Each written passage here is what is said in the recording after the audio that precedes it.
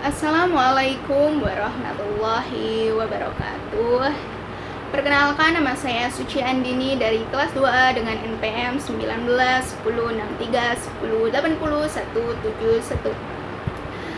Dari program studi pendidikan Bahasa dan Sastra Indonesia Fakultas Keguruan dan Ilmu Pendidikan Universitas Singa Perbangsa Karawang.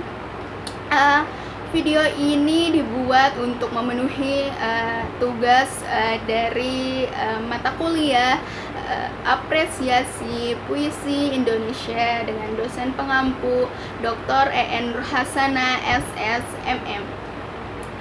Pada kesempatan kali ini saya akan menjelaskan mengenai profil salah satu sastrawan, yaitu yang bernama Djoko Pinurbo, dan akan membacakan salah satu puisi dari beliau. Philippus Djoko Pinurbo atau lebih dikenal dengan nama Djoko Pinurbo merupakan salah satu sastrawan yang sudah tidak asing lagi bagi kalangan para penikmat ataupun pecinta sastra. Beliau lahir di Sukabumi pada tanggal 11 Mei 1962. Beliau merupakan anak sulung dari pasangan suami istri yang bernama Sumardi dan Nyasila.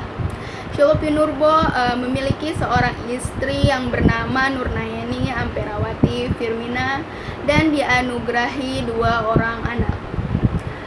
Pada masa pendidikan dasar atau saat menempuh jenjang pendidikan dasar, Djoko Pinurbo bersekolah di SD Mardiwana Warung Kiara di Sukabumi. Setelah lulus dari sekolah tersebut dan untuk melanjutkan jenjang berikutnya, Djoko Pinurbo ini pindah ke daerah Sleman karena sang ayah menitipkan Djoko Pinurbo pada pamannya yang berada di daerah Sleman. Djoko Pinurbo pun akhirnya bersekolah di SMP Sanjaya Babadan dan lulus pada tahun 1976. Setelah lulus dari sekolah tersebut, karena sang ayah memiliki keinginan agar Djoko Pinurbo ini dapat menjadi seorang pastor, maka daripada itu Djoko Pinurbo mengikuti seleksi masuk ke sekolah seminari, dan pada akhirnya beliau dapat menimba ilmu di seminari dan lolos seleksi. Tepatnya beliau menimba ilmu di seminari Mertoyoudan di Magelang. Seminari merupakan tempat pendidikan bagi para calon pemuka agama Katolik. Djoko Pinurbo lulus dari seminari Mertoyoudan Magelang ini pada tahun 1981. Setelah lulus dari seminari Mertoyoudan Magelang, Djoko Pinurbo tidak melanjutkan ke seminari atau sekolah seminari pada tingkat yang lebih tinggi. Justru beliau memutuskan untuk masuk ke perguruan tinggi, dan akhirnya beliau mengenyam pendidikan di Universitas Sanata Dharma di Yogyakarta. Pada masa kuliah, beliau merupakan sosok mahasiswa yang cukup aktif di luar kelas. Bahkan beliau sempat menjadi ketua dari Badan Perwakilan Mahasiswa, dan juga beliau sempat menjadi editor dari majalah Gatra dan Sadar. Di tengah kesibukannya, Djoko Pinurbo ini semakin aktif dalam menulis sajak-sajaknya. Djoko Pinurbo lulus ataupun menyelesaikan jenjang perguruan tinggi pada tahun 1987. Setelah lulus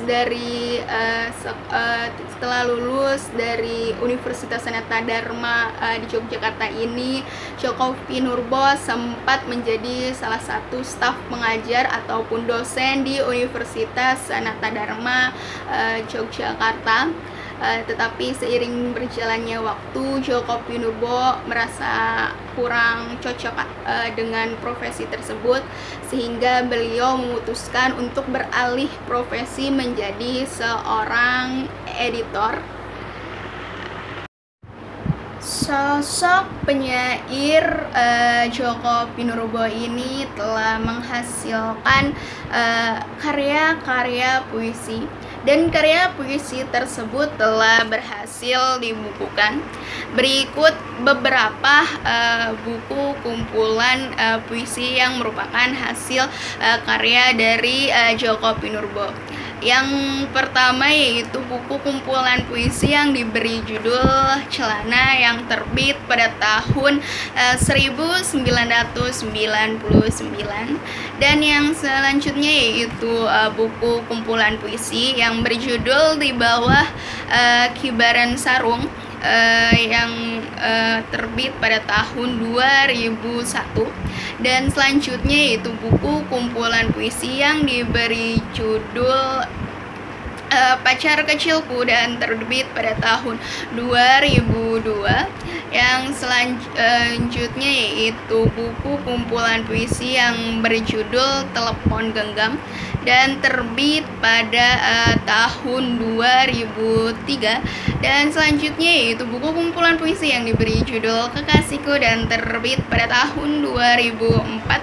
Dan yang selanjutnya yaitu buku kumpulan puisi yang diberi judul Pacar Senja 100 Puisi Pilihan, dan terbit pada tahun 2005. Selanjutnya yaitu buku kumpulan puisi yang berjudul Kepada Cium, yang terbit pada tahun 2007. Dan selanjutnya yaitu buku kumpulan puisi yang diberi judul Celana, Pacar Kecilku, Di Bawah Kibaran Sarung, yang terbit pada tahun 2007.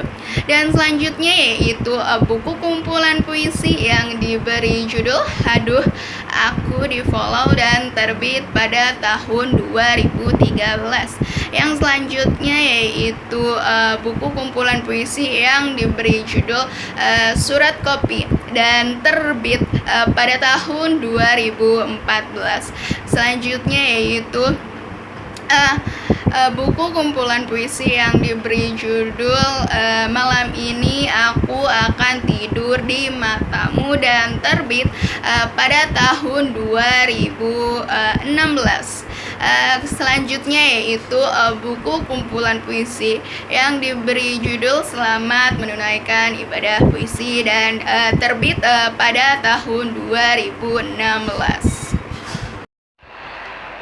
Penyair Djoko Pinurbo ini telah menghasilkan, menelurkan, dan melahirkan berbagai karya-karya puisi. Karya-karya puisi tersebut mendapatkan beberapa penghargaan yang diperoleh ataupun diraih oleh sosok Djoko Pinurbo, yaitu pada tahun 2012 Djoko Pinurbo mendapatkan penghargaan Sastra Lontar, dan juga mendapatkan penghargaan buku puisi terbaik dari Dewan Kebudayaan Jakarta. Pada tahun 2014, Djoko Pinurbo juga mendapatkan penghargaan Sea Right Award. Dan di awal bulan Oktober pada tahun 2019, Djoko Pinurbo mendapatkan penghargaan dari Sri Sultan Hamengkubuwono ke-10 bersamaan dengan budayawan lainnya. Beliau mendapatkan anugerah kebudayaan sebagai pelestari seni. Selanjutnya saya akan membacakan salah satu puisi yang merupakan hasil karya dari Djoko Pinurbo. Puisi yang akan saya bacakan ini merupakan salah satu puisi yang terdapat di dalam buku kumpulan puisi beliau yang diberi judul Surat Kopi. Sedangkan untuk puisi yang akan saya bacakan kali ini yaitu berjudul Surat Batu. Surat Batu, karya Djoko Pinurbo. Maaf, baru sekarang aku membalas surat yang kamu kirimkan 7 tahun yang lalu. Waktu itu kamu memintaku merawat sebuah batu besar di halaman rumahmu sebelum nanti kamu pahat menjadi patung. Batu itu kamu ambil dari sungai di tengah hutan. Aku suka duduk membaca dan melamun di atas batumu dan bisa merasakan denyutnya. Kadang mimpiku tertinggal di atas batumu dan mungkin terserap ke dalam rahimnya. Hujan sangat mencintai batumu dan cinta hujan lebih besar dari cintamu. Aku senang melihat batumu megap-megap di cumbu hujanku.